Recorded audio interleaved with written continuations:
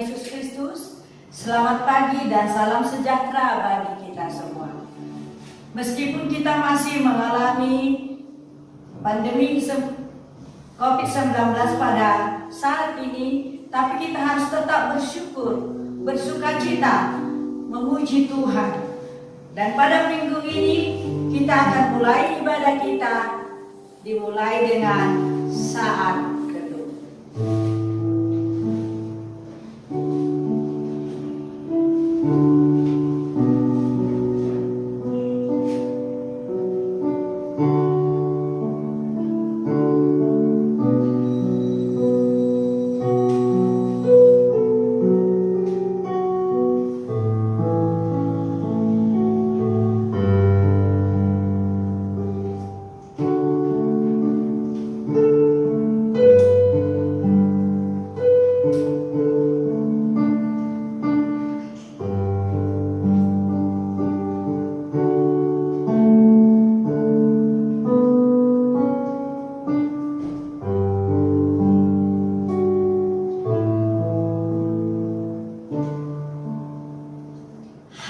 Segala bangsa, bertepuk tanganlah, elu-elukanlah Allah dengan sorak-sorai, sebab Tuhan yang maha tinggi adalah dahsyat, Raja yang besar atas seluruh bumi. Baiklah, mari kita puji Tuhan dengan nyanyian dari nomor 1.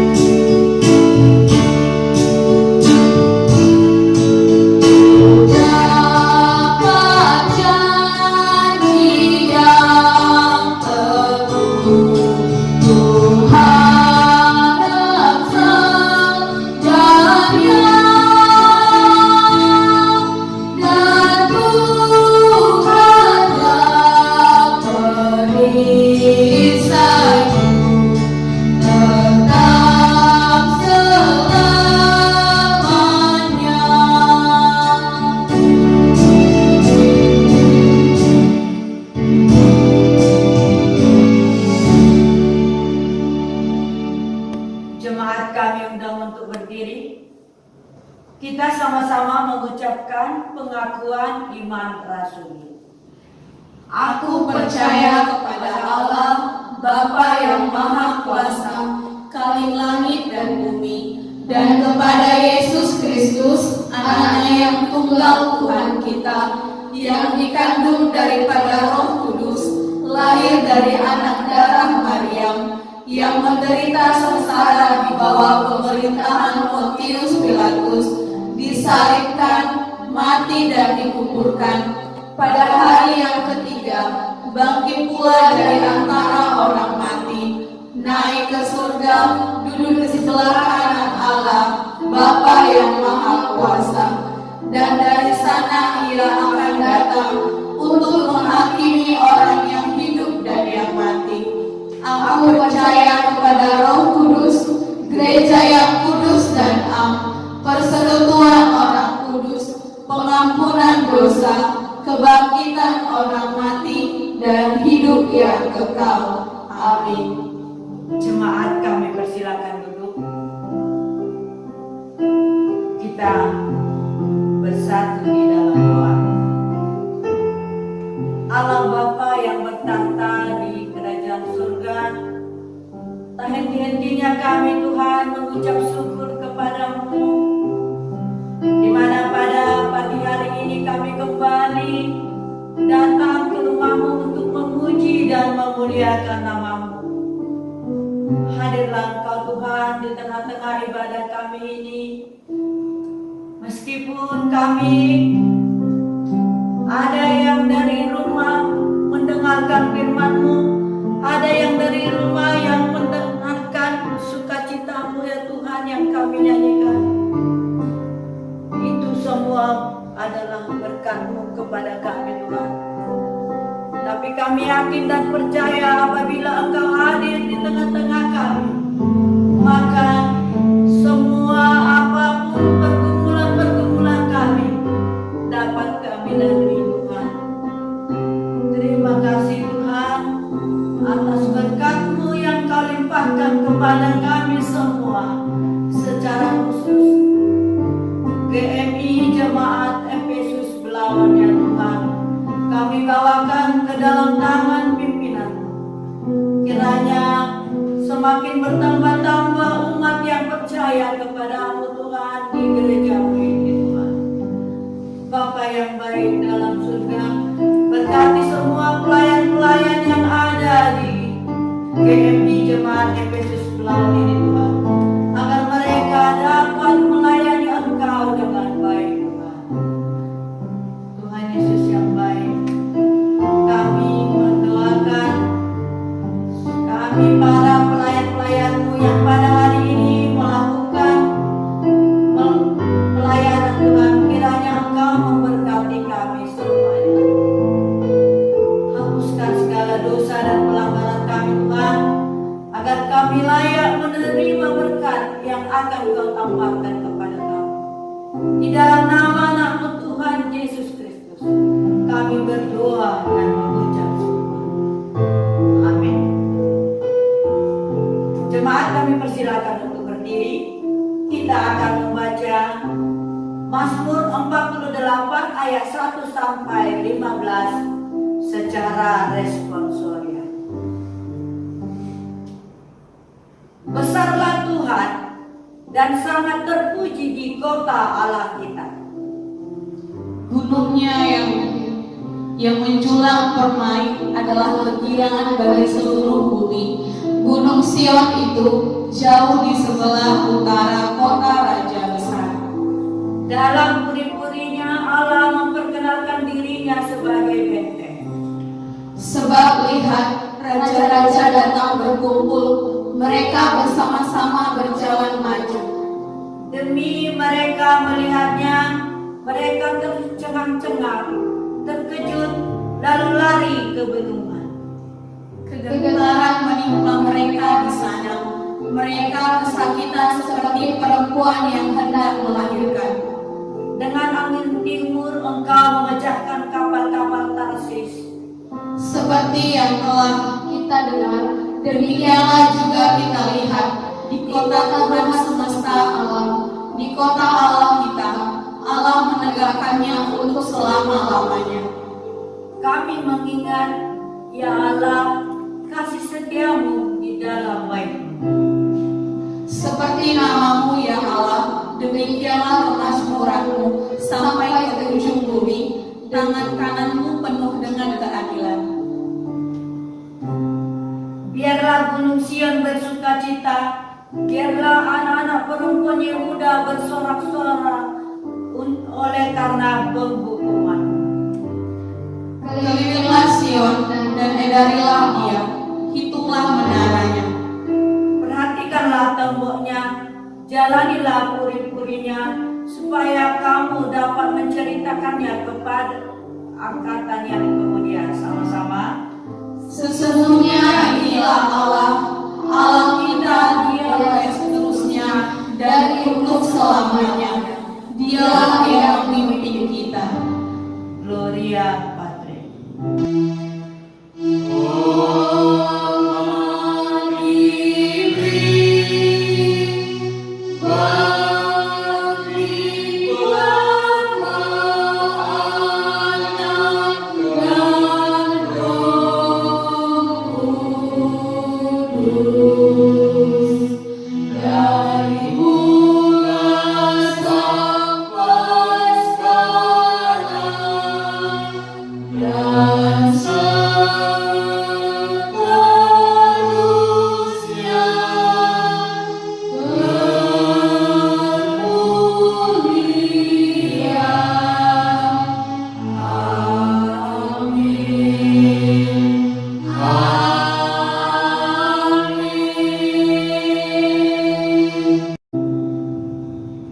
Jemaat kami persilakan duduk.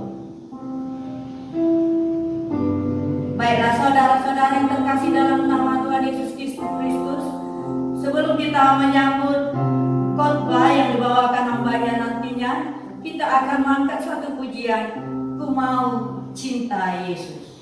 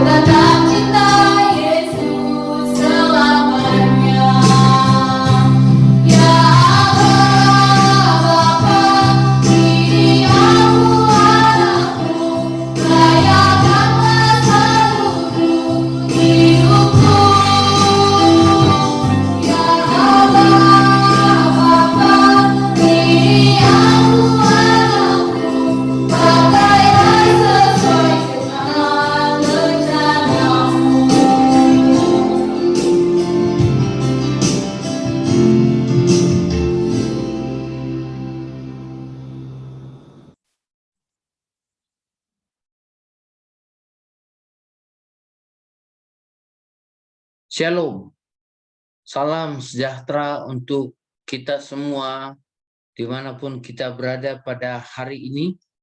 Senang sekali berjumpa dengan Bapak, Ibu, Saudara-saudara dalam kondisi apapun yang kita alami. Di tengah-tengah kondisi dunia seperti saat ini sedang bergejolak, kita memang harus menyadari betapa pentingnya Yesus itu bagi kita, menolong kita untuk mengerti akan apa yang terjadi sepanjang perjalanan dunia. Baiklah, ini kita akan mendengarkan kebenaran firman Tuhan, dan sebelumnya kita mari berdoa. Mari kita berdoa. Damai sejahtera Allah yang melampaui segala akal dan pikiran manusia, itulah yang menyertai hati dan pikiranmu di dalam Kristus Yesus Tuhan kita. Amin. Pada kesempatan ini, saya bersukacita akan menyampaikan satu berita Alkitab, yaitu di mana kita menjadi utusan Yesus. Kita menjadi utusan Yesus ke tengah-tengah dunia ini, dan kita juga disertai oleh Roh-Nya yang kudus. Karena apa yang kita lakukan untuk melakukan perintah yang diperintahkan oleh Yesus itu adalah merupakan satu amanat yang sangat berbahagia. Mari kita belajar dari satu bahagian firman Tuhan yang sebentar akan saya sharingkan kepada kita semuanya, Bapak, Ibu, Saudara-saudara yang dikasihi oleh Tuhan Yesus. Mari dalam kesempatan ini kita akan belajar satu bagian firman Tuhan ini, dan saya akan berharap sekali bahwa ketika kita sungguh-sungguh belajar dan memahaminya, kita juga akan menjadi orang-orang yang ada di dalam bagian yang diberitakan di dalam Alkitab. Bapak, Ibu, Saudara-saudara yang dikasihi oleh Tuhan, inilah yang saya katakan tadi, utusan Yesus, dan kita akan membaca Alkitab dari Markus pada pasalnya yang ke-6, ayat yang pertama sampai dengan ayat yang ke-13. Mari kita memperhatikan secara bersama-sama. Boleh saudara-saudara membaca Alkitabnya, dan boleh juga akan mengikuti apa yang saya sharingkan di dalam slide yang berikut ini. Mari kita memperhatikan kebenaran firman Tuhan ini. Markus 6 ayat 1 sampai dengan 13. Yesus ditolak di Nazaret. Kemudian Yesus berangkat dari situ dan tiba di tempat asalnya, sedang murid-muridnya mengikuti dia. Pada hari Sabat, ia mulai mengajar di rumah ibadat, dan jemaat yang besar takjub ketika mendengar dia, dan mereka berkata, dari mana diperolehnya semuanya itu? Hikmat apa pulakah yang akan diberikan kepadanya? Dan mujizat-mujizat yang demikian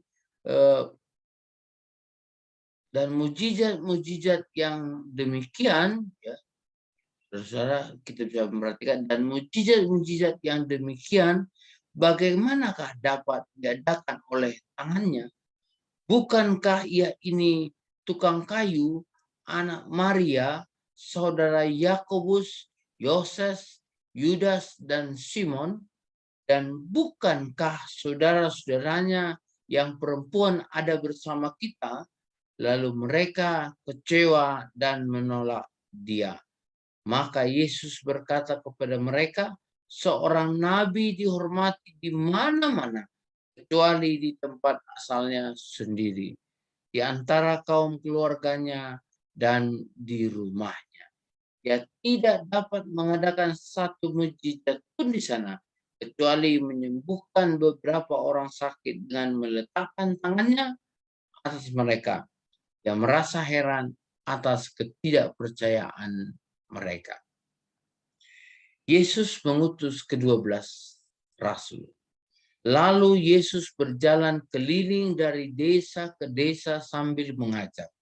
Ia memanggil ke-12 murid itu dan mengutus mereka berdua-dua.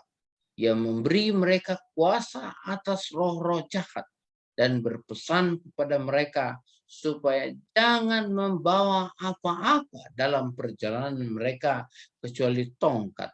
Roti pun jangan, bekal pun jangan, uang dalam ikat pinggang pun jangan.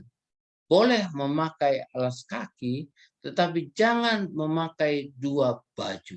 Katanya selanjutnya kepada mereka, kalau di suatu tempat kamu sudah diterima dalam suatu rumah, tinggallah di situ sampai kamu berangkat dari tempat itu.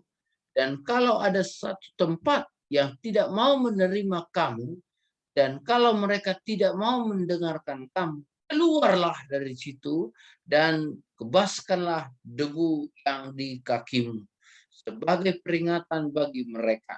Lalu pergilah mereka memberitakan bahwa orang harus bertobat, dan mereka mengusir banyak setan dan mengoles banyak orang sakit dengan minyak dan menyembuhkan mereka. Sesuatu pekerjaan yang luar biasa. Dari bermula di mana Yesus datang ke kampung halamannya sendiri, lalu dia juga memberikan pengajaran, memberikan kebenaran-kebenaran yang sangat mendasar dalam kehidupan sampai mereka tercengang dengan mengatakan betapa luar biasanya pengajaran itu dan betapa benar sesuai dengan apa yang ada di dalam Alkitab. Bahkan mereka boleh mengerti. Kenapa? Karena ada hal-hal yang sangat rahasia yang disingkapkan oleh Yesus dalam pengajaran yang dia lakukan ketika dia sedang berada bersama-sama dengan saudara-saudaranya, teman-teman satu kampungnya, bahkan saudara batik.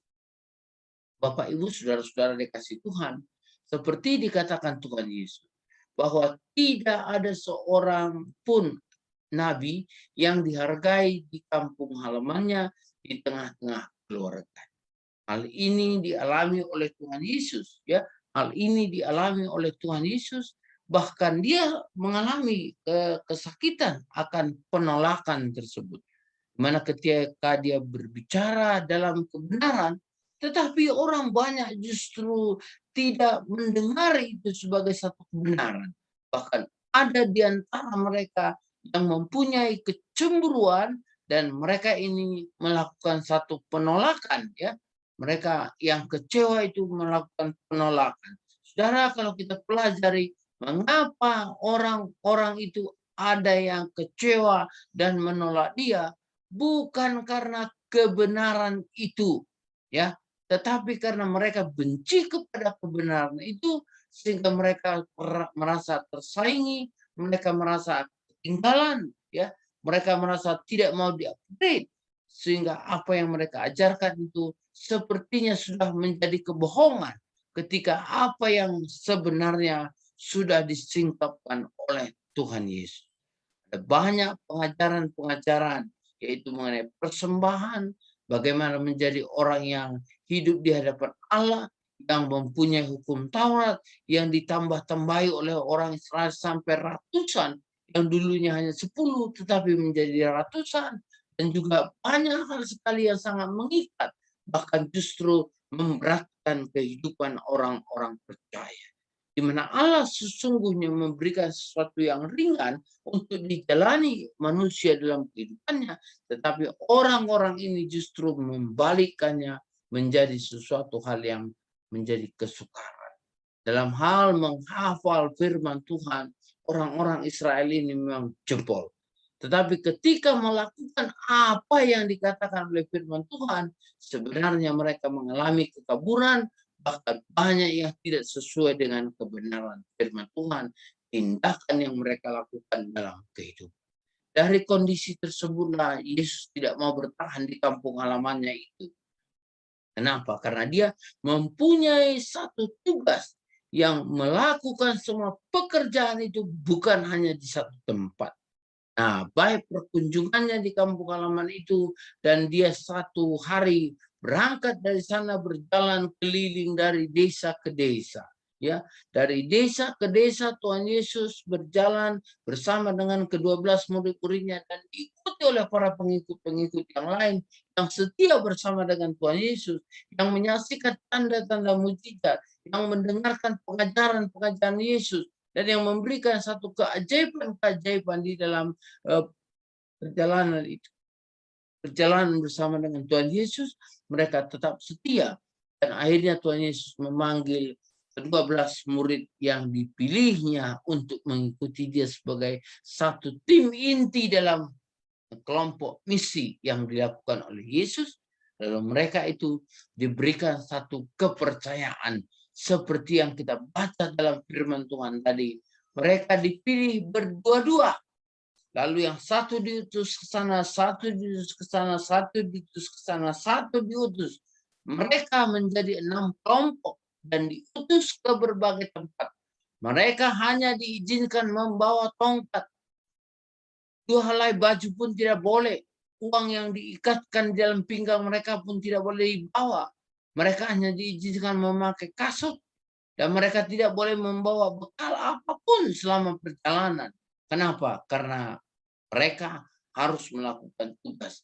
Dan tugas yang mereka akan lakukan itu akan disambut orang-orang dan juga ditolak oleh orang lain. Ini terbukti dengan 2 pilihan tempat yang dikatakan oleh Yesus. Pertama, jika orang itu menerima kamu, tinggallah kamu bersama dengan mereka selama kamu berada di tempat itu sebelum berangkat ke tempat yang lain.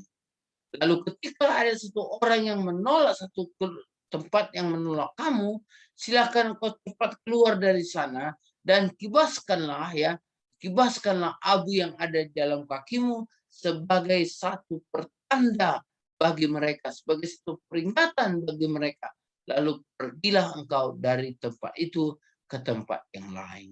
Mereka alami, mereka temukan dengan tongkat yang mereka bawa, dengan pedoman itu, apa yang diajarkan Tuhan Yesus yang mereka lakukan, mereka juga mendapat sesuatu. Artinya mereka tidak kelaparan. Ya, tidak kelaparan. Segala keperluan mereka dicukupkan di tempat di mana mereka tinggal. Sama seperti apa yang kita lakukan juga dalam zaman modern seperti ini. Setiap hamba-hamba Tuhan yang kita kasih, kita begitu mensupport mereka, kita begitu menolong mereka sehingga tidak ada di antara mereka yang kelaparan. Bahkan hidup mereka juga akan berkelimpahan. Saudara-saudara yang dikasih Tuhan, murid-murid ini berjalan dari hari ke hari, dari waktu ke waktu. Mereka pergi memberitakan Injil dan membawa orang-orang harus bertobat, serta mengusir setan-setan, dan juga mengoles minyak bagi banyak orang dan menyembuhkan mereka. Apa yang dikatakan firman Tuhan ini adalah merupakan satu kenyataan di dalam perjalanan kehidupan orang percaya. Saudara-saudaraku yang dikasih Tuhan, itulah yang dilakukan utusan Yesus tersebut. Di mana mereka pergi ke berbagai arah dan berbagai tempat. Ada yang menerima mereka dan ada juga yang menolak mereka. Dan sukacitanya adalah mereka berpuasa atas setan-setan, dan mereka juga mengoleskan minyak kepada orang yang sakit, dan orang sakit itu mendapatkan satu mujizat, mereka boleh disembuhkan. Saudara-saudara, ini adalah merupakan satu hal yang sangat jelas kita boleh saksikan dalam kehidupan di dunia.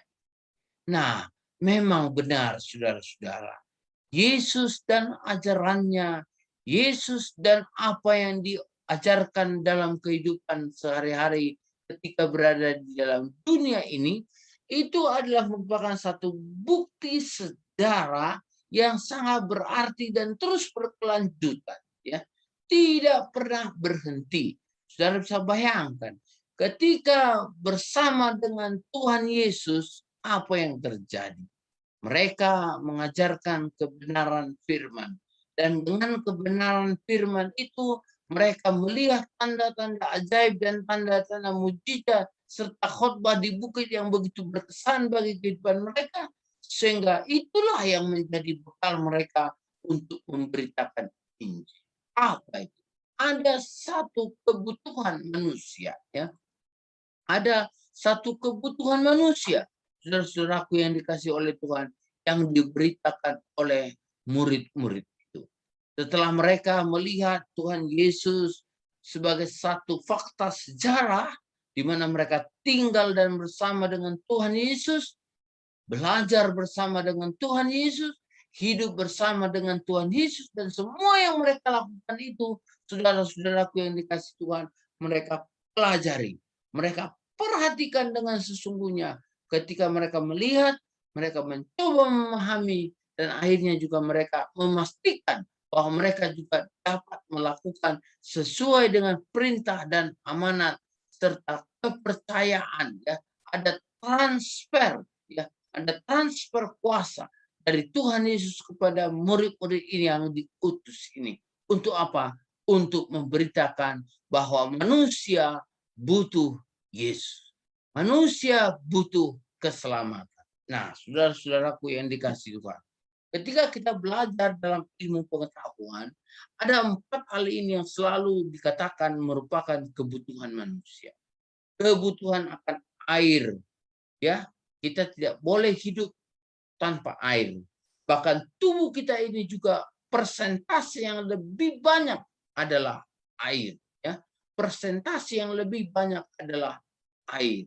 Saya pernah berada di satu tempat untuk kremasi, ya.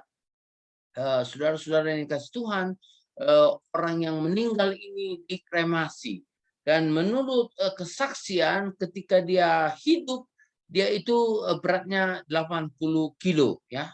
Beratnya 80 kilo, ya. Jadi beratnya 80 kilo.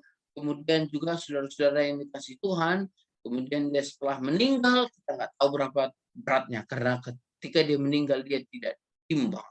Tetapi yang penting bagi kita semua, di mana setelah terjadi kremasi, ya, setelah terjadi kremasi, lalu abu jenazahnya dipisah dari kayu-kayu dan abu-abu yang lain, lalu disusunlah di dalam satu guci itu, mulai dari bagian kaki sampai ke bagian tengah, sampai paling atas disusunlah bagian yang untuk kepala, dan sesudah ditimbang, saudara-saudara yang kasih Tuhan, beratnya selain daripada guci tempatnya itu adalah 1,5 kilo, ya, 1,5 kilo.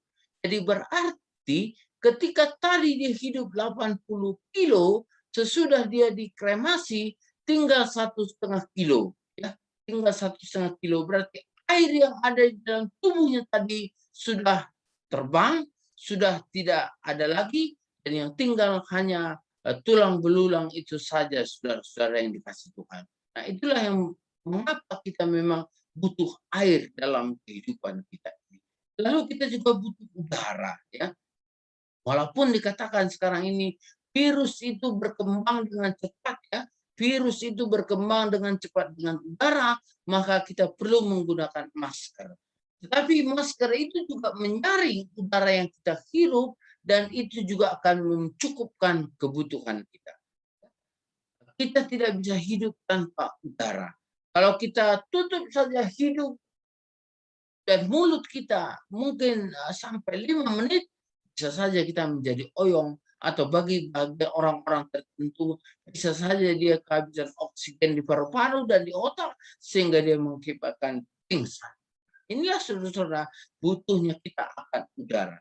Dan kebutuhan yang ketiga yang sering kita dengar ketika kita belajar, ketika kita mengikuti perkembangan ilmu pengetahuan adalah makanan. Nah, jadi ketika kita makanan bukan karena mahalnya makanan, tetapi yang kita butuhkan adalah makanan yang sehat, makanan yang bergizi. Ini adalah kebutuhan dalam kehidupan kita. Sehingga kita juga mencari makanan bukan hanya sekedar makan saja, bukan hanya junk food atau makanan yang sampah atau makanan cepat saji, ya, tapi sering kita juga harus melakukan upaya menggunakan makanan-makanan yang sehat supaya kita bisa hidup sehat juga. Dan yang terakhir, saudara-saudara, yang menjadi kebutuhan manusia yang paling sering sekali kita dengarkan ketika belajar kita adalah kita membutuhkan terang.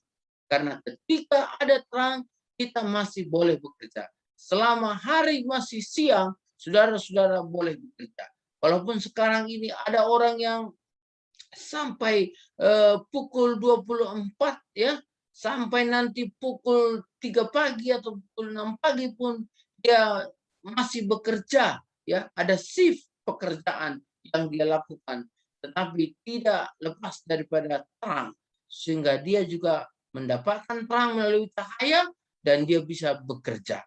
Nah, dalam kehidupan kita juga kita butuh terang, ya saudara-saudara, baru kita bisa hidup. Jadi air, udara, makanan, dan terang ini adalah merupakan satu kaitan-kaitan yang tidak bisa dipisahkan daripada kehidupan kita. Nah, dari hal demikianlah maka iman Kristen kita juga melihat semua apa yang kita pelajari tersebut yang diajarkan oleh guru-guru dan dosen-dosen oleh ketika kita di bangku belajar, bahkan sampai sekarang juga kita menjalaninya, kita melihat ada hal tersebut di dalam kehidupan iman Kristen kita. Di mana Yesus adalah air hidup. Yesus adalah air hidup. Ketika kita dahaga, kita minum satu kali daripada keyakinan kita kepada Tuhan Yesus, maka kita tidak akan merasakan kehausan sampai selama-lamanya. Pembicaraan Tuhan Yesus dengan perempuan Samaria. Tuhan Yesus adalah nafas kehidupan. Mengapa Tuhan Yesus adalah nafas kehidupan? Karena ketika kita tidak hidup di dalam Yesus, kita tidak mengerti kebenaran. Kita tidak mengerti apa yang harus kita lakukan.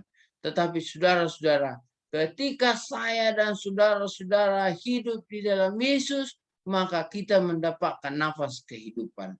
Allah memberikan nefes Yahweh, nafas daripada Allah itu ke hidung kita, sehingga kita bisa menjadi manusia seperti saat sekarang ini.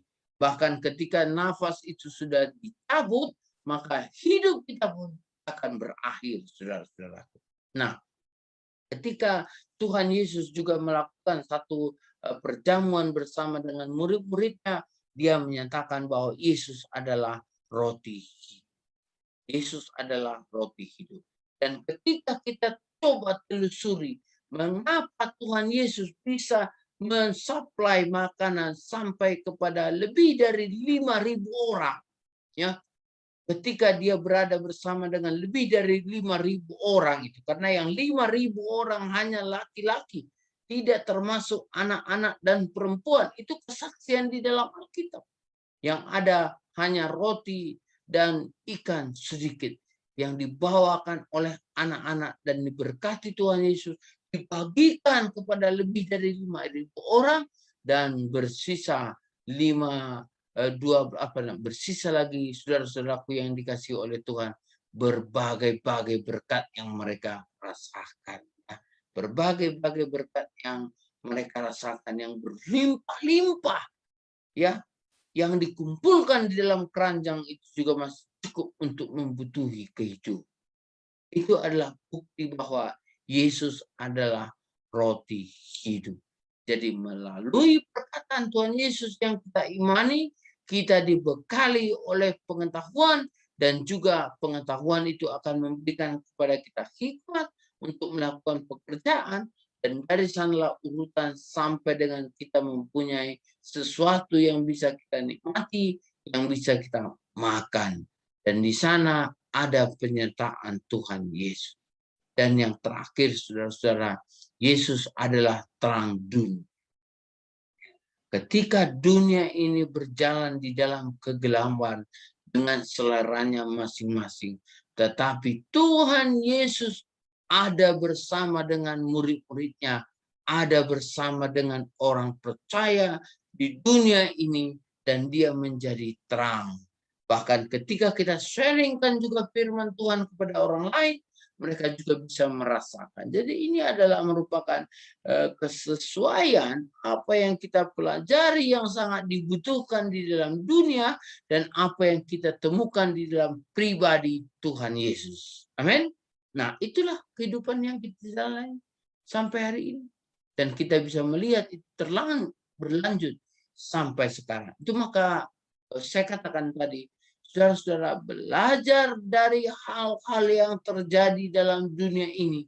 Belajar daripada kebutuhan-kebutuhan yang ada di dalam dunia ini. Maka kita berani mengatakan dunia perlu Yesus. Kenapa kita perlu Yesus? Kenapa dunia perlu Yesus? Karena satu hal yang harus kita ketahui adalah Yesus adalah Tuhan dan Juru Selamat dalam kehidupan kita. Jadi dikarenakan Yesus adalah Tuhan dan Juru Selamat di dalam kehidupan kita, Bapak Ibu Saudara-saudaraku yang dikasihi Tuhan, maka kita juga bisa mengetahui, ya, dari apa-apa yang menjadi keperluan kita. Kita perlu kebenaran supaya kita boleh hidup di dalam kebenaran. Kebenaran itu adalah firman Tuhan. Firman Tuhan itu yang diajarkan kepada kita, itulah kebenaran. Kita juga perlu melunasi hutang dosa kita. Kalau dari dalam diri saudara, dalam diri saya sendiri, kita tidak mampu untuk membayar semua hutang dosa itu karena beratnya apa yang kita derita. Tapi sesuatu hal yang membuat kita luar biasa, ya. Jadi pertama, kita butuh Yesus. Kenapa? Karena kita perlu hidup dalam kebenaran.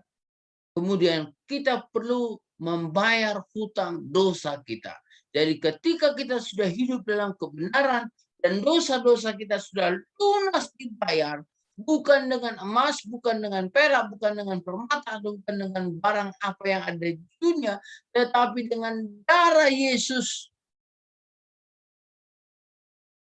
Dia membayar semua hutang dosa kita, maka patutlah itu akan membawa kita ke dalam pertobatan.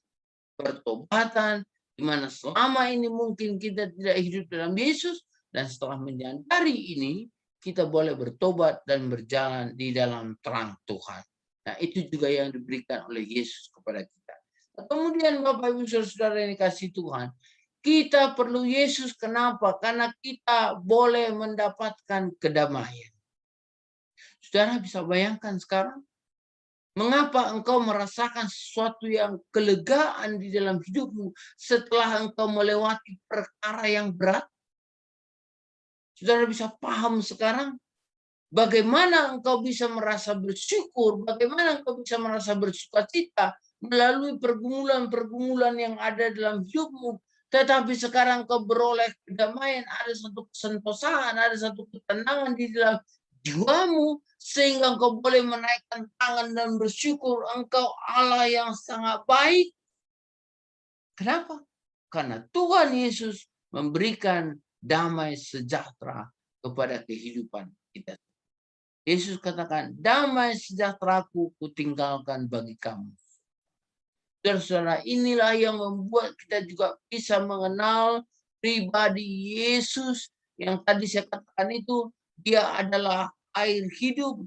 Tuhan Yesus adalah nafas kehidupan. Tuhan Yesus adalah makanan roti hidup. Kemudian Tuhan Yesus adalah apa yang merupakan sesuatu yang kita alami dalam kehidupan ini, di mana kita katakan bahwa Yesus adalah terang dunia, terang di dalam hidup kita. Ketika kita sudah menjadi terang, menerima terang dari Yesus, maka kita juga akan menerangi lingkungan kita. Dan saat ini juga, dari mana kita boleh tahu hal tersebut? Dari Yesus yang telah memberikan teladan bagi kehidupan kita. Nah, saudara-saudaraku, semakin jelas ya, bagaimana kita memang perlu Yesus. Bagaimana ini bukan hanya sekedar omongan. Ini bukan hanya sebuah khotbah atau pengajaran yang kosong. Tetapi melalui kesempatan ini, ketika kita belajar di mana Yesus ditolak, tetapi dia tidak mundur. Ada banyak orang saat ini ditolak, tetapi dia mundur. Yesus tidak demikian. Bahkan Yesus mempunyai satu statement. Memang benar. Tidak ada seorang nabi yang diterima di tempat asalnya, ya, di kampung halamannya, di rumahnya, bahkan di keluarganya sendiri. Ya, saudara-saudara, itu Tuhan Yesus alami. Namun apa yang dia lakukan? Dia tidak berhenti sampai di sana. Tuhan Yesus justru membawa murid-muridnya dari desa ke desa, mengajarkan kebenaran di sana, dan akhirnya orang-orang percaya bahwa Yesus adalah Tuhan dan Juru Selamat melalui kesaksian para murid-muridnya. Mereka bisa melakukan pekerjaan-pekerjaan yang luar biasa karena bersama dengan Tuhan Yesus. Nah, Bapak, Ibu, Saudara-saudara yang dikasihi oleh Tuhan Yesus. Pada hari ini, saya mempunyai keyakinan bahwa kita juga bisa melakukan seperti apa yang dipercaya oleh para murid-murid.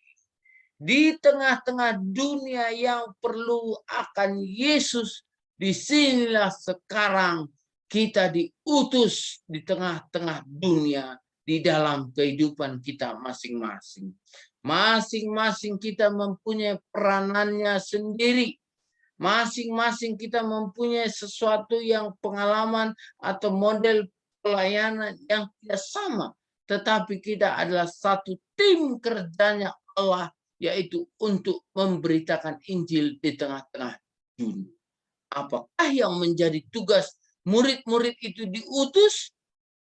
Mereka memberitakan pertobatan dan membuat tanda-tanda ajaib. Bahkan mereka dengan nama Yesus boleh mengusir setan-setan. Hal demikian juga diberikan Tuhan kepada kita. Hal demikian juga diperintahkan Tuhan menjadi satu amanat agung bagi kehidupan saya dan saudara-saudara, supaya kita berangkat kemana Tuhan utus di tengah-tengah dunia.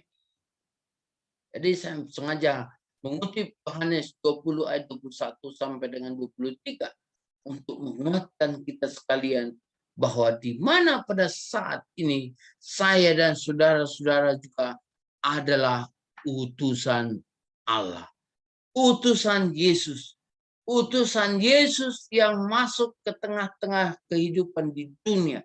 Walaupun dalam kondisi pandemik tidak ada alasan bagi kita untuk tidak memberitakan Injil. Media sosial sangat terbuka bagi kita. Banyak hal yang bisa kita lakukan sebagai alasan. Banyak kesempatan yang kita boleh lakukan sebagai celah untuk melakukan yang baik. Sehingga kita sungguh-sungguh boleh berupaya dalam kondisi apapun, saudara-saudaraku. Dalam situasi apapun, kita terus berjuang, kita terus berusaha. Kenapa? Karena Tuhan Yesus menyertai kita. Mari kita baca satu bagian nats ini. Saudara-saudara, maka kata Yesus sekali lagi, damai sejahtera bagi kamu, sama seperti Bapa mengutus aku, demikian juga sekarang aku mengutus kamu. Perhatikan, saya baca sekali lagi. Sama seperti Bapa mengutus aku, demikian juga sekarang aku mengutus kamu. Jelas ya? Tugas yang kita miliki bukan hanya sendiri-sendiri, tetapi kita bersama-sama untuk melakukan satu tugas ini. Dan Yesus berkata lagi demikian. Dan sesudah berkata demikian, Dia mengembusi mereka dan berkata, terimalah Roh Kudus. Jikalau kamu mengampuni dosa orang, dosanya diampuni. Dan jikalau kamu menyatakan dosa orang tetap ada, dosanya tetap ada. Artinya, saya, saudara, dan kita semua umat percaya diberikan kuasa yang sama seperti apa yang diberikannya kepada murid-murid ketika Tuhan Yesus mengutus murid-murid tersebut. Artinya apa? Pekerjaan Tuhan belum selesai. Apa yang diperintahkan Tuhan seperti yang dikatakannya, Dia akan datang kembali dengan segala kemuliaannya. Belum terjadi. Jadi saudara-saudara jangan cepat-cepat mengharapkan dunia ini berakhir. Belum. Kita tunggu waktunya Tuhan. Jangan kita memaksakan dunia ini maunya cepat berakhir. Padahal karena kita tidak mau melakukan tugas pekabaran Injil. Karena kita tidak mau diutus ke tengah-tengah dunia ini. Ada mungkin ragam-ragam ketakutan yang bisa mengancam kehidupan kita. Saudara bisa bayangkan bagaimana orang martir itu mati. Bagaimana juga murid-murid Tuhan Yesus itu. Mereka tidak mati dalam keadaan sukacita. Ya, bukan berarti bukan dalam keadaan menyenangkan bagi pikiran manusia ya, tapi mereka mengalami proses kematian yang sangat mengenaskan, proses kematian yang sangat mengerikan ya di antara mereka itu, di antara murid-murid itu, saudara-saudara dikasih Tuhan. Tetapi apa yang terjadi? Kebahagiaan mereka adalah ketika mereka boleh benar-benar melakukan pekerjaan yang diberikan Tuhan. Artinya mereka sungguh memahami makna pengutusan oleh Tuhan tersebut. Dan kita juga hari ini diutus oleh Tuhan ke tengah-tengah dunia ini. Di dalam kehidupan kita, di dalam bagian kita masing-masing, pekerjaan kita masing-masing, tempat di mana kita berada, tetangga, kiri, kanan, muka, belakang, dimanapun kita berada, kita diutus di tengah-tengah mereka untuk apa? Untuk menyatakan kebenaran Tuhan. Ya, saudara bayangkan dan renungkan, perhatikan bahwa kita diberikan kuasa untuk mengampuni dosa orang, maka dosanya diampuni. Dan kalau kita mengatakan dosa orang itu tetap ada, dosanya tetap ada. Kenapa? Karena ini tadi merupakan apa yang dikatakan oleh Tuhan Yesus. Ketika orang yang menerima Tuhan Yesus tinggal di rumahnya, ketika orang yang menerima murid Tuhan Yesus tinggal di rumahnya, orang ini adalah orang yang sudah bertobat dan mereka boleh memperoleh kemuliaan daripada Tuhan, dosa mereka diampuni. Tetapi ketika mereka tidak menerima orang-orang yang diutus oleh Tuhan Yesus, Tuhan Yesus katakan, kibaskan abu yang ada pada kakimu sebagai satu peringatan. Dan itu membuktikan bahwa orang itu akan tetap tinggal di dalam kegelapan, mereka tidak keluar dari kegelapan dan tinggal di dalam dosa mereka. Itulah arti peringatan tersebut. Jadi sebenarnya saudara-saudara, makna pengutusan Yesus itu sangat luar biasa. Bahkan ketika saudara-saudara saat ini atau kemarin atau kapanpun atau bahkan ke depan berupaya untuk memberitakan Injil, memberitakan kabar baik di mana Yesus itu adalah Tuhan dan Juru Selamat, dan orang-orang menerima atau tidak itu bukan urusan kita. Sama seperti ini. Ya. Ketika kamu memberitakan Injil, kabar baik itu kepada orang, orang itu menerima dan dia menerima pertobatan, maka dosanya pun diampuni. Tetapi kalau dia menolak, serahkan kepada Tuhan dan yakinlah Tuhan akan bertindak sangat luar biasa bagi mereka dan menuntun hidup mereka sampai mereka juga memperoleh kesempatan, mungkin bukan sekarang, tetapi juga pada masa-masa yang akan. Pengalaman saya dalam melakukan pelayanan ini, Bapak Ibu Saudara, mengenai orang percaya dan terima Yesus, tidak selamanya langsung dia percaya, langsung dia terima Yesus. Tidak demikian. Bahkan ada banyak di antara mereka yang melewati berbagai-bagai pergumulan. Lalu mereka teringat kembali kepada berita yang kita sampaikan.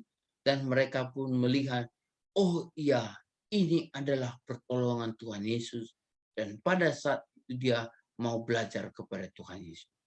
Ada orang memang yang ketika kita khotbah, dia langsung terima Yesus dan angkat tangan dan maju ke depan, lalu kita tumpang tangan, kita bimbing untuk menjadi orang percaya. Dan pada satu saat dia kita baptis, sesudah kita ajarkan kepadanya mengenai hidup orang Kristen. Namun ada juga Bapak Ibu Saudara, ketika dia sudah dengarkan berita Injil berkali-kali pun belum juga dia bertobat. Namun kita terus berdoa, semoga dia boleh bertobat bukan dari pemberitaan kita, semua orang lain juga akan memberitakan Injil kepada dia, dan akhirnya karena dia mendengar apa yang kita beritakan, apa yang diberitakan orang lain, dan apa yang menjadi kesaksian di dalam hidupnya, maka dia pun akan berbahagia. Inilah saudara-saudara, tugas yang sama-sama kita miliki pada saat sekarang ini, ya, yang harus kita sadari. Kalau tugas ini sudah lamanya diberikan Tuhan kepada kita.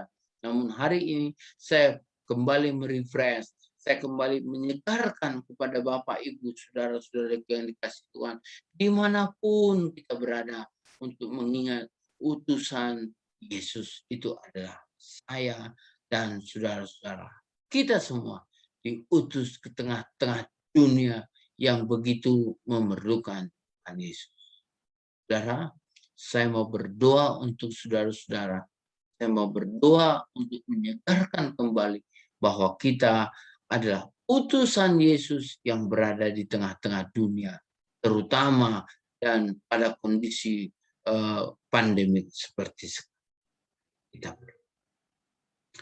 Bapa di surga, kami sangat bersyukur kalau pada hari ini firman-Mu mengingatkan kami kembali bahwa kami adalah utusan Yesus. Kami sudah belajari bagaimana Engkau ditolak di kampung halaman-Mu, di tengah-tengah di mana keluarga dan kerabat-Mu, tetapi Engkau tidak mundur. Engkau terus maju dari desa ke desa, bahkan lebih luar biasa lagi. Ya, Engkau mengutus murid-murid-Mu berdua-dua hanya membawa tongkat dan mempunyai keyakinan iman. Tuhan, kami rindu seperti apa yang Engkau teladankan bagi kami. Biarlah ketika kami ditolak oleh siapapun, itu merupakan satu kerinduan kami supaya orang yang menolak ini juga akan mendapatkan Injil dan keselamatan. Rinduan-Mu adalah sebagaimana banyak orang pun boleh selamat dan percaya. Dan izinkan kami Tuhan sebagai utusan-Mu mempunyai kuasa seperti yang Engkau berikan kepada setiap utusan-utusan untuk memenangkan jiwa mereka datang kepada Tuhan. Ini hamba-Mu berdoa untuk Bapak, Ibu, saudara-saudara yang berada dimanapun, yang boleh dijangkau oleh suara hamba-Mu, yang boleh dijangkau oleh kebenaran firman-Mu yang Kusampaikan ini. Biarlah hati mereka juga digerakkan untuk sungguh-sungguh melakukan tugas ini sebagai mandat yang kami terima daripada Engkau. Keyakinan percaya, walau hanya membawa tongkat sekalipun, Tuhan sudah sediakan apa yang kami butuhkan di hadapan kami. Karena itu kami juga boleh dilatih untuk percaya dan sungguh-sungguh seperti murid-murid yang Engkau utus.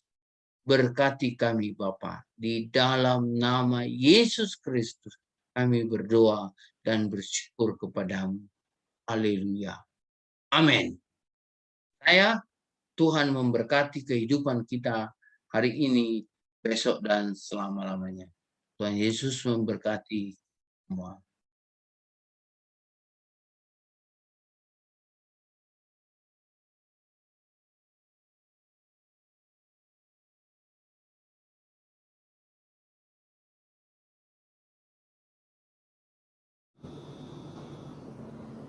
Terima kasih buat firman yang sudah kita dengarkan. Semoga firman yang kita dengarkan tadi dapat kita lakukan dalam kehidupan kita sehari-hari. Untuk mengumpulkan persembahan kita bernyanyi. Dengar suara Tuhan.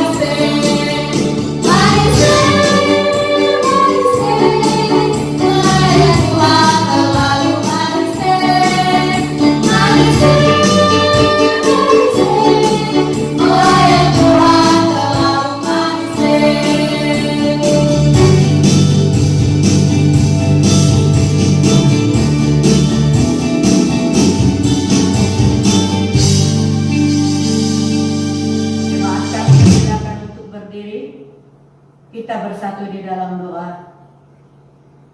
Terima kasih Tuhan buat ucapan syukur kami pada hari ini, di mana pada pagi hari ini kami mengumpulkan sebagian daripada apa yang sudah Kau berikan kepada kami.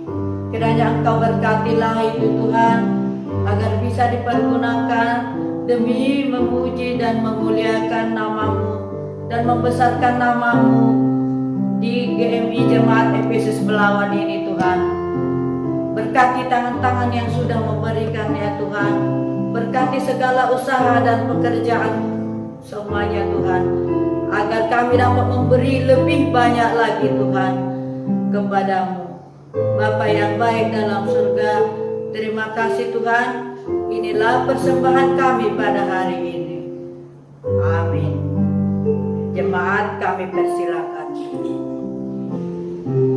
Baiklah saudara-saudara yang terkasih dalam nama Tuhan Yesus, kita akan bernyanyi yang terakhir, yaitu berserah kepada Yesus.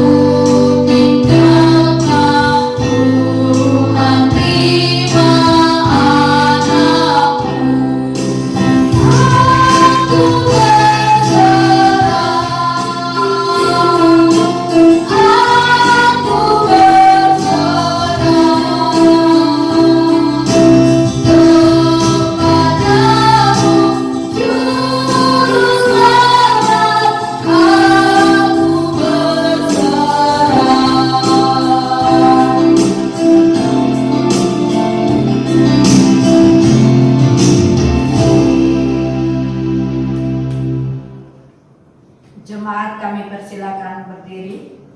Kita sama-sama mengucapkan doa Bapa kami. Bapa kami yang di surga, dikuduskanlah namamu, datanglah kerajaanmu, jadilah kehendak-Mu di bumi seperti di surga. Berilah kami pada hari ini makanan kami yang secukupnya, dan ampunilah kami akan kesalahan kami, seperti kami juga mengampuni orang yang bersalah kepada kami. Dan janganlah bawa kami ke dalam pencobaan, tetapi lepaskanlah kami daripada yang jahat, karena Engkau yang punya kerajaan dan kuasa dan kemuliaan sampai selama-lamanya. Amin. Doksolo.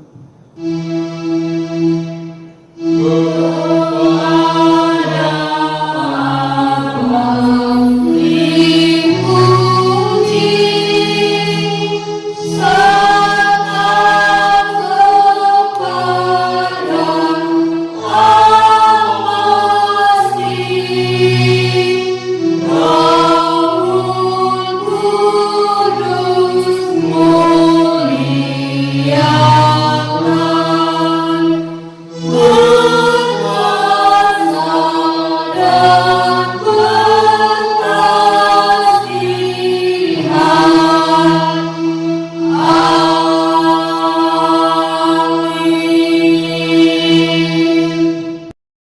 Saudara-saudaraku yang dikasihi oleh Tuhan Yesus, hari ini marilah nyatakan kepada Tuhan bahwa engkau siap untuk diutus. Karena itu adalah merupakan tugas dan panggilan kita selama kita hidup di dalam dunia ini. Karenanya, bukalah hatimu dan terimalah berkat daripada Tuhan saja. Kasih karunia Allah Bapa dan kasih setia Tuhan Yesus Kristus serta persekutuan di dalam Roh-Nya yang kudus menyertai Bapak, Ibu, saudara-saudara sekalian hari ini, besok, bahkan sampai selama-lamanya. Amin. Oh